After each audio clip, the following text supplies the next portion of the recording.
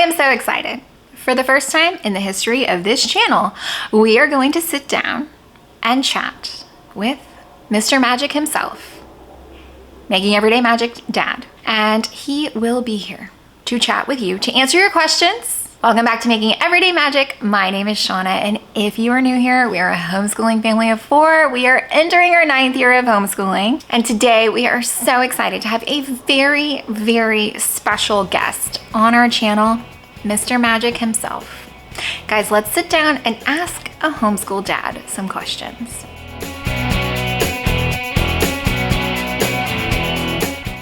Before we go any further, please scroll down, hit the big red subscribe button, turn on the bell for notifications, and give this video a thumbs up. As always, you can find me right on down in the comments or over on Instagram at Making Everyday Magic. If you do have any more comments, questions, concerns for Mr. Magic, you can drop them down in the comments below or over on Instagram, okay? So here's how this is gonna go. 1, he is super happy to share. 2, he's very reluctant to be on camera. So we will probably do something that allows him to feel most comfortable, not, ring light, bright light in the face, in the camera, but how he feels most comfortable coming here to share with us, because that's so kind. Now, I don't think that I will be surprised by too many of these answers, because we talk a lot. We talk it through a lot because this is a family decision. It has to work for our whole family. So the topic of homeschool, success, failures, concerns, all of that is not anything that should be new to me, but I know that somehow something's going to surprise me. And full disclosure, again, for him to feel most comfortable, I did collect these questions and I did give them to him ahead of time so that he can start formulating his responses that he wants to give. Again, we're going to do whatever it takes to make sure that he feels most safe coming and answering those questions for us, because we greatly appreciate him. Let's hop right in. You know what? I'm hoping that we grab a drink and sit on the roof deck and just film this in very chill style. So fingers crossed that's how it actually turns out. For the purpose of this video, I don't know that if you realize this, but I say it in every video. We are now entering our 9th year of homeschooling. Oh my God. Exactly. That's a wild thought. I know. Isn't that crazy? I feel like I have to articulate, because I articulate to other people all the time. Yeah. It's homeschooling family of 4, entering our 9th year of homeschooling. Jeez. And about to be 8th grader and 4th grader. What were your initial homeschool thoughts and concerns? Well, first off, I had no background in it. And so anytime you don't have any background in something, yes, it's scary, right? Oh, I think 100%. that was part of it. Part of it is that neither one of us are natural teachers. No, I agree with that. And, I grew up, as the oldest, I helped my sister and my brother through some stuff. Right. And I would help them with school stuff whenever they needed help when my dad wasn't there. So I knew I wasn't a very good teacher, if that makes sense. I've met them. I would argue they weren't very receptive students. But it's also with that, I've seen the struggle of trying to do something with your family, right? So teaching your sibling, not a recipe for success. So it did set me up with concerns about homeschooling and having parent as teacher and that kind of different dynamic. Fair. So absolutely. That was, I think, one of the things, and the other thing was just, where's the time going to go? Where are we going to get the time where we is that going to interfere with other things that we're trying to do, with you working, all those kinds of things. It was something we had to talk about and navigate. Okay, so follow up to that, the next question. Yeah. What changed your mind? In starting, not now, not your perspective now, but your perspective then. So we have a 8-month-old. We have. You might not realize this. A 4-year-old. But my wife is super persistent, and she's very persuasive. Yes. Yeah. But really, what really focused is how important it was to you that we try it, and that's what we ultimately led to, was we're going to try it. And I think the biggest thing for me was when we kind of established the ground rules at the begining. and we said, hey, Yes. this is what success looks like. This is how we're going to progress through this. And we're going to start this at kindergarten because, two, there's less of an opportunity if we totally crash and burn at the very beginning. It's going to be a lot easier to deal with and recover from that. And, I think, honestly, we've done a pretty good job of kind of following the plan and continuing to evaluate. We've changed things along the way as we've gone. We've grown in it. And, the fact that not only did we agree to take that approach, we then have continued to take that approach. I think it's been a really... I agree with that. Something when you were just talking that I forget about is that the program that we decided to use at the time started at 5 years old. And we have a spring birthday. Mm-hmm. And so we agreed every 6 months we'd reevaluate, and it gave us enough time to kind of like call it by the time school started. So it was almost, other than some energy and money, it was almost of no consequence. Right. Yeah, absolutely. In that initial start. We kind of set ourselves up with a kind of, we kind of eased into it, I guess, in a way, mm-hmm. which mm-hmm. not everybody has that, makes mm-hmm. that decision in a way that they can make that in a more tepid approach, right? Absolutely. And I think, and there's probably people who could just dive in and wholeheartedly, but especially when there's two people and you really do both have to be on the same page with it. It's a lot of trust. In order for it to be successful, both people have to be on board, or I guess if there's more than two people, right? These days, yes, absolutely. It happens a lot. That everybody has to be on board. It has to be, the parents have to be on board, and the kids have to be on board too. And as long as, and I think what we decided was, as long as it continued to work well, and our kids were successful, and they wanted to do it, and we were comfortable still doing it. I say that a lot. It's collaborative. And it has to be the right mix of all of those things. And knock on wood, so far, that's kind of been the case. Okay, so initially apprehensive, I would argue against it. Initially against the decision. So at what point, what wasn't against the decision? Pre-decision, yes. Yes. And it was still tepid. No, right? once we'd made the decision, you were on. It's still a tepid decision at that point. Yes. Okay, so what changed your mind? Like long term, as we've kind of gone through it. What brought you around to going from not wanting to do it to being like, you know what, all right, we'll try it. Because if you recall, your solution to me was, well, let's try school first, and then.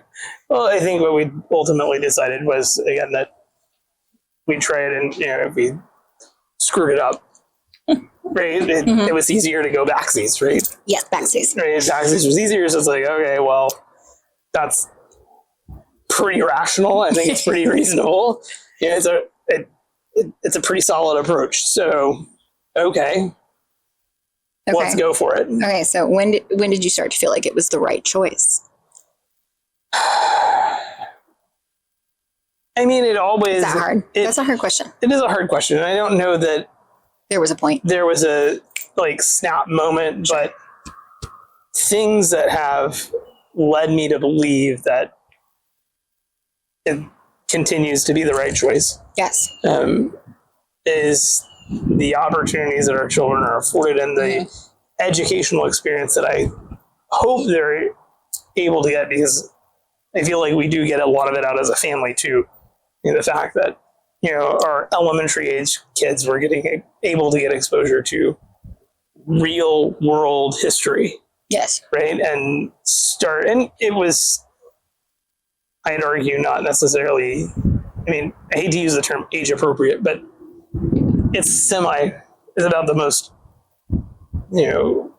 reasonable way I can articulate that. But it wasn't like we were talking about the Holocaust at that point, but we talked about, real things that really happened. And it wasn't just national myths and, Abraham Lincoln couldn't lie and right. Washington chopped down the cherry tree. And I think one of the things that I really appreciated, and this is after we've been doing it a while, and it was pandemic. And, we broke out at Thanksgiving time. We broke out a whole study of the real story of Thanksgiving. Like, what was it really like based on what we actually know from the people who were really there, right? And to understand that there's so much more than the national myth. Well, what we've been taught, taught in school, because we're both products of public. Right, and that, so I think a lot of those kinds of things have been really unique opportunities for our kids to be able to do that. And for us. To learn more than I think the average kid's learning. And so I think ultimately that will set them up well in life. That goes well into my next question. Okay. Do you feel like homeschool's been positive or negative for the kids, and why? Well, I think it's been positive. If it were negative, I think we would have quit, right? No offense. We're not done. That was part of the evaluation, right? We're not going to force something that's not going to work. Yeah. But I do think it has been positive, again, because I think we've been able to reinforce those other things that, again, may or may not be addressed in a public school setting, right? Or even a private school setting. If somebody's listening and is interested in the differentiator there. Yeah. They're still based on a curriculum that someone makes that decision on, and it's made to be a big umbrella, right? And it's not specific to your kids, their interest, how they learn. That's one of the biggest challenges in the education system, the public education system, particularly, is kids' learning styles. And we've learned over a lot of years now that kids learn differently. And the traditional teaching model is based on one very specific way of learning. And it doesn't allow easily for those other styles necessarily to work as well. Yeah. It's afforded them the opportunity to learn at their pace. And for I think both of them at times, it's been an accelerated pace. Yes. And then sometimes it's been, okay, we have to slow it down a little bit. And we've fortunately never been behind in stuff that, as far as I can agree or feel, but we've had struggle points, and absolutely, it's been like, okay, well, we have to change. We have to change, or hey, we have the ability, we can slow it down. Absolutely, right? We can take the time that it needs to get that, and it's something that more traditional school model doesn't allow for. Okay, so same question for positive or negative for the family, and why? Well, really it has, again, it goes back to, it has to be the same answer for both. It does, absolutely, because the kids are family. Because because again, if it's not working for everybody, it's not working. Right? Absolutely. So I do think it's been positive. I think, I've appreciated, and I know both of us are, we are learners. We want to learn. And I think, experiencing the curriculums that we've chosen has given us a really good opportunity to learn things that we weren't as knowledgeable about. Absolutely. Like, so much of the history that we have learned has, I know a lot about history, a lot about history, right? In what we were taught. And what I learned in college history was, even more in depth than, K through 12 history, but there's still so much more that isn't dealt with. I would argue, and there are topics that are hard that just get glossed over. Okay, so I would say that I feel like, and causation, correlation, I don't know. Sure. But over the course of being parents and homeschooling, I feel like we have become, more educated about marginalized groups in an effort to give our kids that education. Right. We've educated ourselves. Well, and we've changed, right? Of course. We've become more progressive. We've become more empathetic. Well, and the more that these stories that we don't experience. The more you know, the more powerful you are. And I thought you were going Maya Angelou. What? Know better, do better. Right. And that's 100% true. 100% true. That, the more you know, the better off you're going to be, and the better you're going to treat other people, the better you're going to handle complex situations, and understand Absolutely. that some situations are truly complex. It's not a black and white situation, that there's so much gray in the world, and understanding how different people may feel, what their takeaway from history might have been, right? Yes. What their takeaway from literature might have been. That's different from what our experiences. And I think that's something we really focus on with our children, and it's allowed us to. And I do think we would have done some of this anyway. There's so much education that happens outside of the traditional school day, right? When we go out of town on trips, we enjoy doing things that feed into those things. And so when you can say, hey, we talked about this moment in history, but hey, here we're actually in a place where this happened, right? And and you can go to recently the Lorraine Motel, and you can be like, we read about this, which is not something that I, other than knowing that Martin Luther King Jr. had been assassinated in the 60s, that's kind of the extent of my knowledge of that from my public and college education. Granted, I was not a history major, but you would think that would have been a bit more significant to a certain degree. But to be able to, one, have talked that through with the children about what happened, how it happened, and then to literally be in that spot, was, a really unique experience that, we're able to give our children, because we're kind of in both parts of that, I guess. Absolutely. But do you think homeschool will help or hurt long term? You say that like it's an easy question. I actually think that's an entirely hard question, and one that's impossible to answer, because everything. Okay, well, I'm asking you to look into your crystal ball. I mean, yeah, absolutely. I mean, and that's the hard thing. I mean,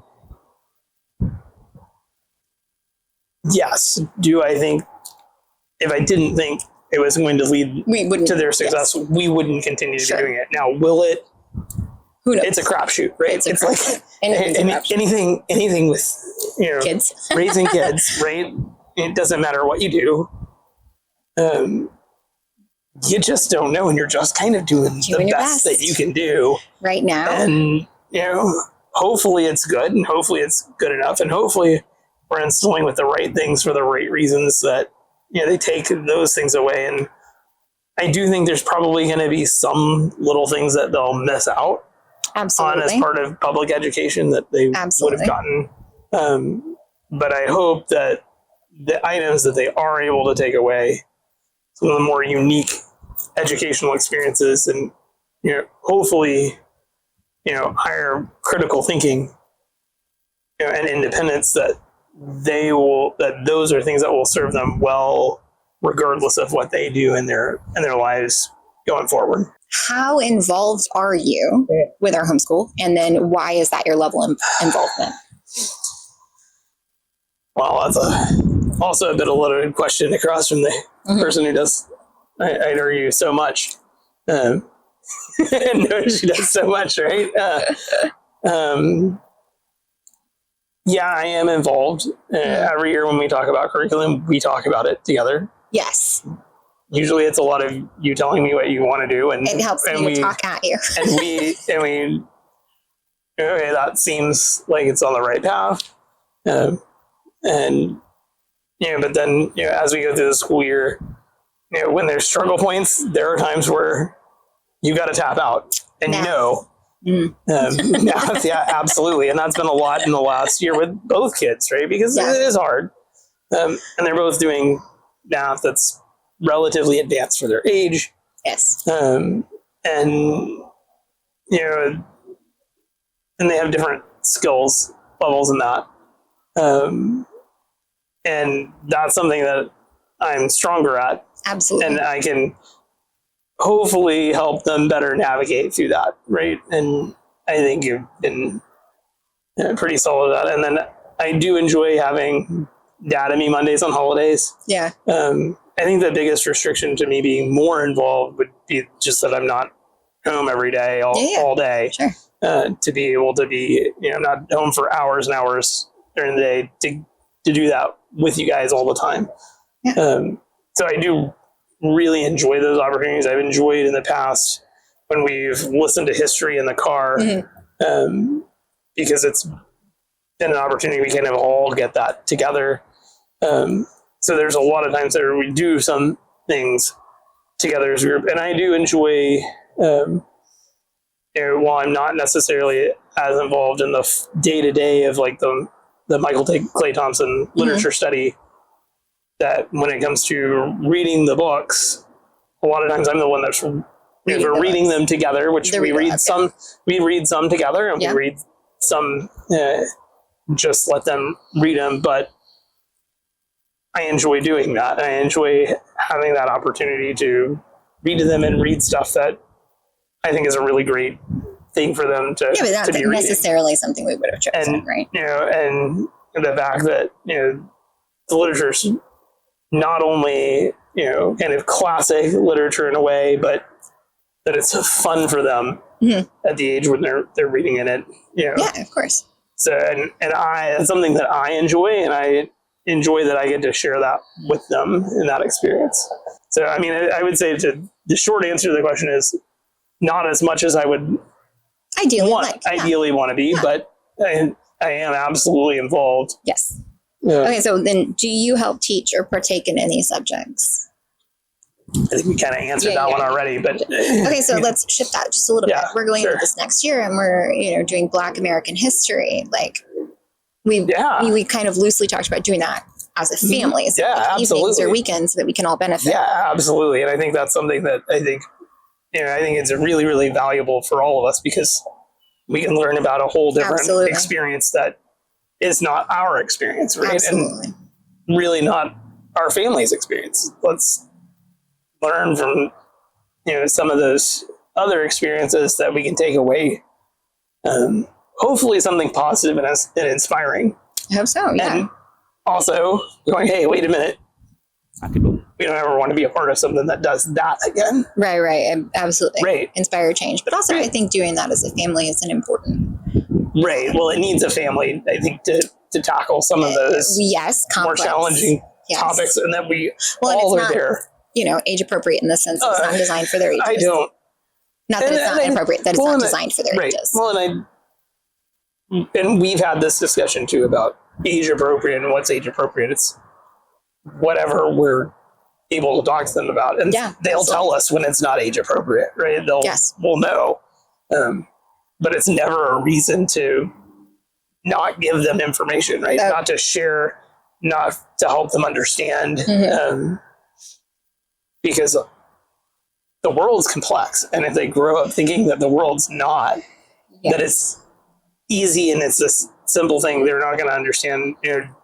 Those are important things to have, those types of conversations. And absolutely. It's perfectly good to have that conversation with a younger kid who can start to grasp, and you can see the wheels turning, right? Yes. You can start to see I talk about that a lot, about planting the prior knowledge, right? And how they don't have to fully comprehend it now, but like when you cycle back, it'll be like, I saw that, or I get that they understand that there's complicated things. Yes. Well, and they need to understand there's complicated, because things are complicated. Right. Things are complicated. Okay. So how do you feel about homeschooling the later grades? So like middle school and high school, as opposed to elementary? I mean, certainly as we started, elementary is easy, but in a lot of ways it's also harder, because you're almost... And to teach them how to human. More responsible at that point, because you're 100% involved. You're 100% of their education. Yes. Right? Whereas as they've gotten older, it's easier to outsource that a little bit, right? Absolutely. They're watching the videos, they're able to independently... Self-sufficient, right? Like they're able to independently read. They watch the video, do the questions, do the writing. They can pick up their Michael Clay Thompson and do their one sentence diagram that they need to do per day, right? And they don't have to think about not it. Diagram, very specific. Analysis, not diagram. Yep. Okay. Absolutely. The semantics of that is important. So, I mean, in that way, it's probably a little easier. Is it a little more scary because it's a little more serious? I think yes. Consequences absolutely. are bigger, right? Right. But again, I don't think if I felt like we were shortchanging them in some way, I think we wouldn't be doing it. Right. We know people who have had children homeschooled all the way up and went to, big name schools, schools that are hard to get into. Yes. So it's absolutely possible to make it. And I know that was a concern for me early on before we made that choice as well. How do they get into college? What about college? What about SATs? And we had that same conversation when we switched from a distance-based state accredited curriculum to, hey, we're doing our own thing. We're going rogue. Yes. But by doing that, we were able to really expand and actually utilize the advantage of homeschooling that I think for the first couple of years we weren't necessarily doing well. Yeah. Right? No, we weren't. Yeah. We weren't ready. We were still infants at that point. Absolutely. So I think there will be a lot more. I think as you probably talked about, outsourcing and high school level stuff. Yeah. They'll have the opportunity, hopefully, knock on wood, to do some college courses, dual credit, right? In high school, which I think will be very beneficial for them, and for everybody, right? I hope. Yes. But I think it's, I become a believer in the fact that they can come away with a superior education this way. Yeah, absolutely. And will they be like every other kid coming out of high school? No. Are there things they might miss out on, without that? Sure. But are they things that are actually really valuable to them in the long term? There's consequences to any decision, right? So you have to sacrifice anything in pursuit of something else. So it is what it is. And it just has to be trade-offs that we're willing to make, and that they're willing to make. I mean, they're part of that, especially as they get older. They're part of the conversation, right? The oldest has talked about making a change, right? And that's where I think we've done a pretty good job of helping her navigate that. And yes, I hope so. Without putting too much of our own feeling on it, right? That's the goal there. But having her do the research. What does it take? What are the positives? What are the negatives? Why is it a good thing? What is it? Yeah. Those types of things. But, again, allows her to be a little more in control of her educational experience than, absolutely. Okay, well, we're just sending you to the here, pick an elective. The school you're zoned to, pick your elective, and that's kind of it. You get that. Okay, so what do you hope that your kids will take away from homeschool? Or homeschool in general, or specifically our homeschool? I mean, I hope that they come away with an education they can appreciate that translates to them for whatever it is they decide to pursue. Whatever it is they want to do. That's obviously number one. Two, I hope they come out of it with more thorough understanding of topics that maybe are underappreciated, I guess, in a more traditional setting.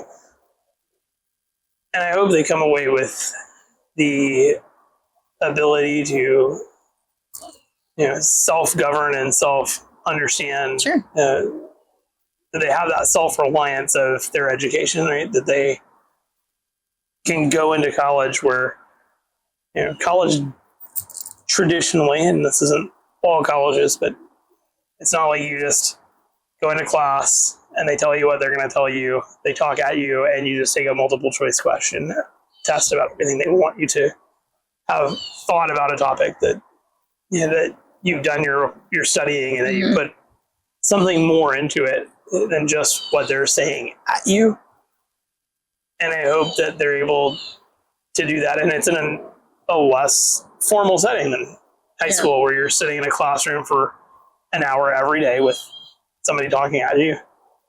And, it is smaller pieces of education and, with somebody watching over you, and then you're kind of left to your own devices to figure it out. Sink or swim, kind of. Right, on your own. So I hope that, as we grow, that they've learned those skills of, preparing themselves. Yeah, sure. That they're ready to, organize themselves and, okay, well, what do I need to do today? Well, let me set up my workflow. That's what David Holofme says, that homeschoolers they're just better in the classroom. They're better students. I mean, I can kind of understand that. So that's what I hope they come away with anyway. That's good. I mean, okay. What are you most proud of in our homeschool? The things we're able to tackle that are non-traditional. I mean, the topics that we're able to discuss that may or may not be addressed in the kind of depth that they're addressed. Absolutely. And with the gravity that some of them are discussed with, right? If you're able to get into the more deep topics, the deeper meaning of things, and how that really affected people's lives, and their exposure to things that they wouldn't, just in general, things they may not have seen. I think that is probably the most important thing for me, and the thing that I feel like is most unique about this education that we're able to give them. So I'd say for you, that's probably what I'm most proud of. Also proud that we've managed to do this. Hey, boom. There we go. I don't feel like we're failing. I mean, and because obviously that is always a concern, right? Fear all the time. Am I going to do the best for them? So I am proud of that too, that we continue to feel like we're doing a good job. Yeah. Okay, so what pieces are you most excited about for next year? Oh, next year. Next year is going to be, I think, really exciting. I think so too. I think Lego Science, I think, is going to be fantastic. I think they're gonna love it. That is why we have to talk about what we're using and why I'm involved, because I talk at him and then I'm like, oh, by the way, I want to spend $600 on science. Hey. I really want to do it. But what do you think? What could be cooler than learning Lego Science? I know. Than learning science and principles of engineering and physics and those things from playing with Legos, which is like the one thing like universally kids love, almost universally. I'm sure I'm sure there's somebody out there that hates Lego. There's somebody, and I'm sorry for you. That sucks for you, but I think it's really cool. It's so cool. It's so cool. I'm also super excited about. I'm always super excited about Michael Clay Thompson. It's so good because of the literature studies and because I just so good. I love it. I spent a lot of time in my high school and junior high career reading classic literature, but the fact that our kids are able to, and really in more fun doses, right? Reading Sherlock Holmes, reading Edgar Allan Poe, the Dupin story the Rue Morgue was an excellent story. It's fun. It's one that I actually read separately on my own. Yes. For my own edification, right? And we both do that though. And I appreciate that they're able to enjoy those, and we are able to work on those together and talk about them. Yeah. And I don't remember which ones are this year. I'm trying to remember off the top of my head. War of the Worlds. War of the Worlds. But they are. No, Time Machine. Yeah. Time is H.G. Wells, and it was like futuristic stuff. I think it's very exciting. And the little one cycled back to Peter Pan, Wind in the Willows, and Alice. Yeah. So that's part of the one I haven't finished, Wind in the Willows. I started it. I'm about halfway through it. So Lindsay Stein, too busy. Love her. And she made Herzen's story, but she didn't put it out until after we'd found Michael Clay Thompson. But like, if we ever sour on Michael Clay Thompson, it's the first place I'm going. It's just, I love it so much that I can't see leaving it unless there's an issue. You know what I mean? Right. But like, as soon as if at any point. Well, and I appreciate that he takes literature and relates it to writing, right? It's constantly. Not a thing. Yes. Ironically, I think you hated the Mud trilogy the first time you did it. I got to be honest, I read the last half of that this year, I think. Yeah, I think he just said, I'm out of this.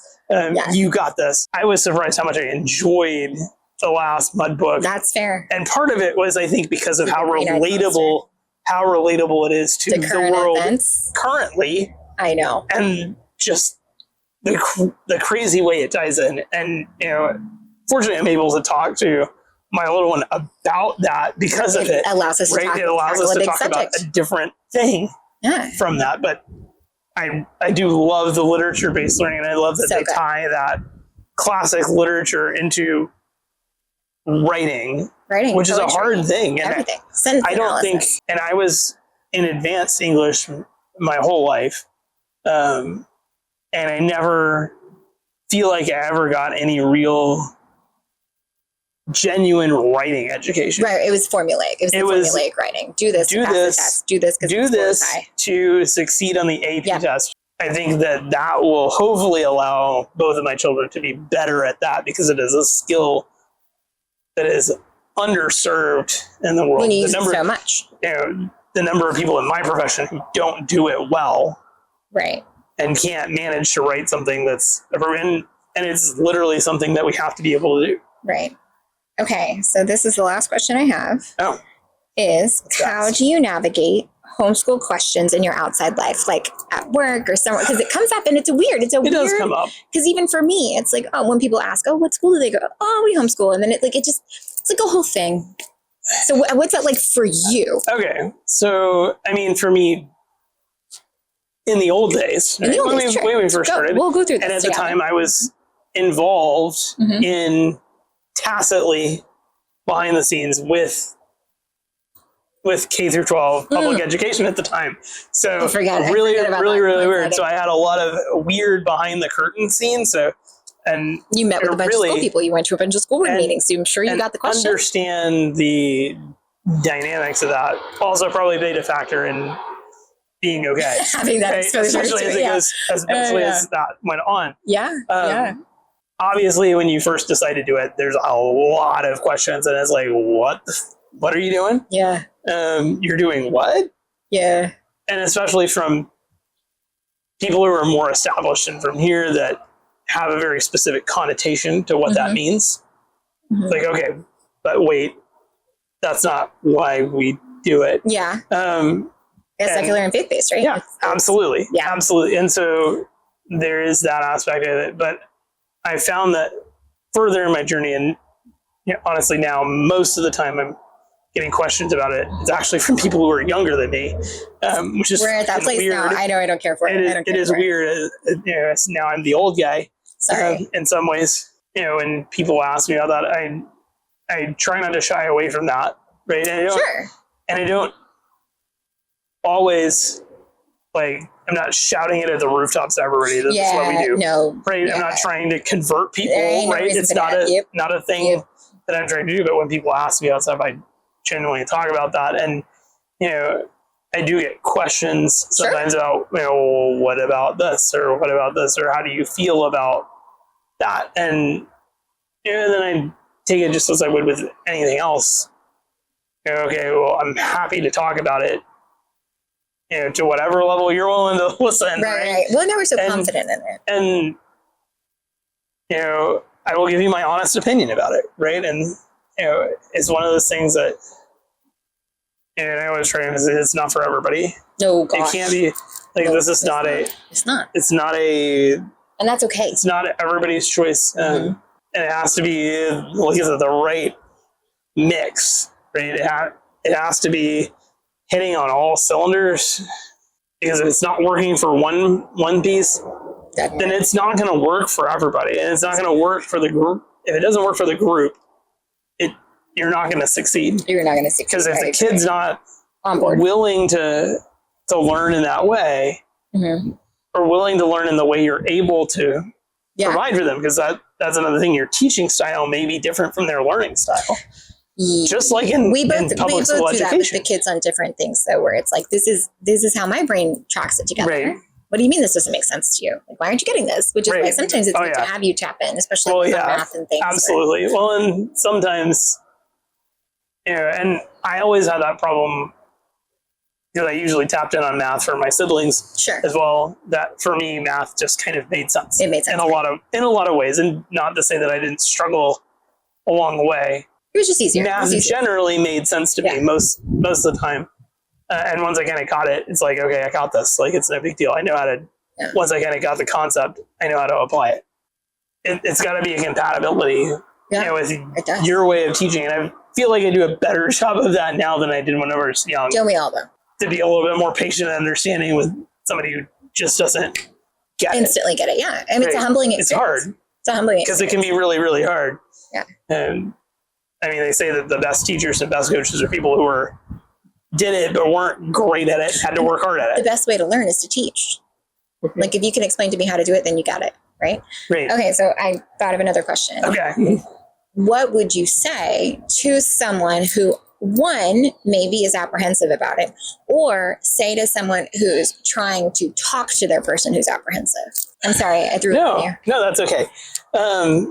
So I would say to somebody who's apprehensive or talking to somebody that's apprehensive, right, that one, everybody does have to be on board. Yes. Right? Yes. So please don't be the person who forces this on Yes. your family. Right. And whether that's your kid or your spouse or yourself, even, right? Even If yourself, your yes. spouse maybe is pressuring you to take on that responsibility. If you're not prepared for that, if you're not comfortable with it, then you need to not do it. I mean, genuinely. Yeah. But if you're trying to talk to somebody who's apprehensive, be open and honest. That's the most important thing that you can do. Absolutely. In any part of your life. Yeah. And, have a plan, have an action plan, have a strategy for this is what I want to do. This is how I want to do it. And this is how I'm going to know I'm going to be successful, predetermined. How I'm going to determine whether I'm successful or not. You know what? It might also be good to have like an snap plan. Like, that didn't work. Here's how I'll pivot. Right. Exactly. I mean, just have that. If you have a job where you've got to make a presentation, this is a great opportunity to practice. Like, this is my action plan. This is how I'm going to do it. This is my business model, right? If you're a business person, what it is. It's literally a business strategy. It's how am I going to measure success? How do I measure success? Yeah. How do I, implement the plan? Yeah. Sorry, you're filling in the blanks for me here, but that you have that kind of framework in place so that you can be successful and that where your off ramps are. Yeah. How do we navigate this? And just like we started that, hey, we're going to reevaluate this in 6 months, and we're going to reevaluate at least once a year. Yes. To talk about what's being successful or what's not being successful. And I mean, we're at the point now, we've been doing it long enough that we don't really have that formal discussion. Will we, won't we? We don't have a formal discussion, but we're having that discussion kind of continuously. Yeah. I like because, we're providing feedback. Absolutely. About what's working and what's not working. And, we were able to judge when our oldest started struggling in math, and not only started, but we stuck with it for a while. We did. We tried. And we said, we really need to give this a chance. Yeah. And when it really still wasn't working, we said, hey, all right, do we pivot? And we said, you know what? For a couple $100. That's where I struggled with that, because we'd already spent time on it. We'd already spent money on it. So I may have been more inclined to stick with it a bit longer, whereas you were the correct voice of reason on that and said, like, it was so nice to have that, because you said, let's supportive, right? It's support. It's a couple $100. It's worth it. It's worth a try. And not that I can't think of another way to phrase this, but it was like being provided permission. Right, and that's not the right word. It's not the right word. It's not the right word. Yeah, absolutely. But you know what I mean? But yeah, there's not a better way to say that. Yeah, no, absolutely. It was because that's how it felt. But that's it was an easy decision. But that's exactly how. Decision. But that's how we started with that concept of, hey, we're going to evaluate. If something is not going right, we're going to work on how we're going to fix that. Sure. How we're going to, and whatever that solution is. Right. And for us, it was, okay, well, let's try a different curriculum. And knock on wood, it's been great. I love it. She's had a lot more success. Oh, it's not that it's always easy for her by any means, but it's not the worst thing she's ever done. Right. She's not always mad about having to do math, which I get. Not everybody's a math person, but if you're thinking about this as a potential option for your family, just remember that regardless of how passionate you are about it, it is a family decision. It has to be a family decision. And there's family sacrifices that are made, right? Absolutely. Like, so, we're sacrificing having somebody else working outside of the home in 99% of the circumstances, or an income at all, or, today we had a busy school day, so the house didn't get clean, or, and everybody's got to pitch in. Or, whatever it is. And everybody has to be understanding of that and be willing to put that first and know that, hey, the kids don't have homework in the traditional sense, but that doesn't mean that at the end of the day you don't have to tap in and help them understand what they did wrong, right? And just okay, you didn't do great on this particular set of things. Let's talk about it. We need to walk through it, because for me, that's how we got through public school too, right? Yeah. The way I got through public school as well as I did is because my dad, particularly because he was, more inclined in that way, would take the time and go, okay, well, you're struggling with this piece of math. Let's talk about it. Let's go through it. Right. And, I think you do a really good job. So even on the days when I am unhappy and mad and frustrated and I want to burn it all down, you do a very good job of asking where you can help, instead of being like, I told you this was going to fail, like, bad job, jump ship. But again, it's not that reaction. But it goes back to, we choose this together. We do choose this together. We choose this together. And for those of you who are deciding who are trying to make that decision, whether it's for the first time or to keep going, or to keep going past the point where you maybe thought you weren't going to do it.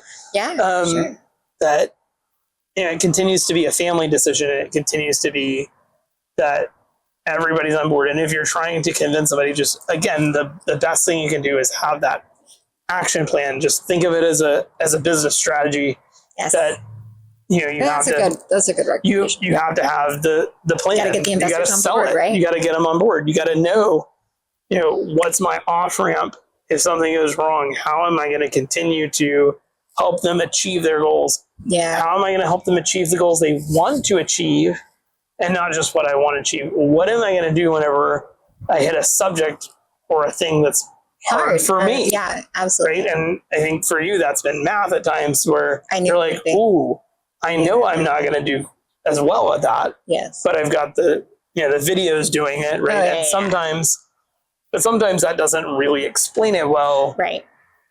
Okay, I can augment where I can and where I've watched the video, and as an adult can kind of understand it a little bit better than maybe you could have at the time. With the last time you studied that. Well, for me so far, especially in that regard, it's been very easy, because usually I can look at it and be like, okay, but like this part of the big problem, your addition's wrong. You know what I mean? Or something like that. So it's like easy enough. I can pick it up. Right. But, again, just continue to remember that this is a family decision, and that you're not going to convince somebody who's unwilling to be convinced. That's true. We can't. If you're with a partner or a student that just simply doesn't want to do it, regardless of how passionate you are about it, it's not going to. If they are not willing and open to accepting that, please, I encourage you to just let it go from your side. Because I don't want somebody coming in and thinking, oh, this is going to be great. I'm going to work really, really hard, because it can be an abusive relationship, right? Battery's dying. Okay, so is there anything else that you feel like would be valuable to homeschool families, or prospective homeschoolers, or existing homeschoolers, or in our many years of experience? One, make sure you subscribe and give the video a thumbs up, right? Everybody knows that. Yeah, awesome. Good job. Shameless. But honestly, I think, listen to your gut, evaluate what you're doing. Don't feel like you're, obligated to do things exactly like someone else thinks you should. But also be self-aware and self-questioning. Disciplined. Right? You have to be willing to say, hey, wait a minute, am I doing a good job? Yep. Okay, let me see, where can I improve? Where am I struggling? Where can I make a better experience for my kid, for my student? And then, be humble about it. Because sometimes the best thing you can do is say, you know what, I'm out. The right decision is not to stick with it hard. Yes. And that's not to say that you don't struggle through things and that you shouldn't struggle through some things. Yeah, you have to But persist. there's a difference between pushing through and going too far, just and like the band playing while the Titanic goes down. Right. There's a difference. Absolutely. And, I'll reference it in kind of a sports analogy. If you're stretching, there's a difference between I'm stretching the muscle and I'm tearing the muscle, right? There's a point where, okay, you're doing something that's good pushing through. And there's a point where you're pushing past the point of acceptability where you're defeating your success. So please don't do that. Right. Whatever you do, don't do that. Just be as self-aware as you can. Because again, when you're in charge of your kids' education, big burden. You hold that burden. You hold that responsibility. It's a very, very serious thing.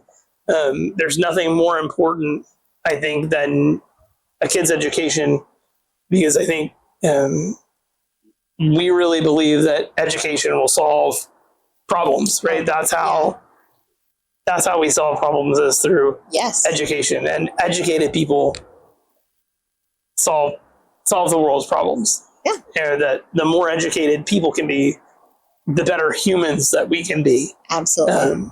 So I encourage you to keep that in mind. It's great. Thank you so much for taking the time today for setting this up. Thanks for chatting with us. Sitting out and having this conversation on the roof. It's been very nice. It was kind of nice.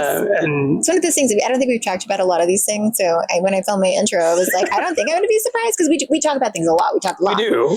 I was like, but, things could happen. It's not like we've addressed some of this, So it's not like I came in here and was like, oh man, homeschool's the worst. The worst. I can't believe she's doing this. And oh my God, I just can't wait. Yeah.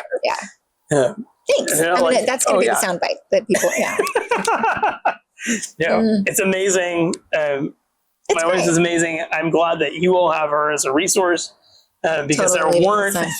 Editing this. I can tell you that when we started, there were not a lot of resources out there.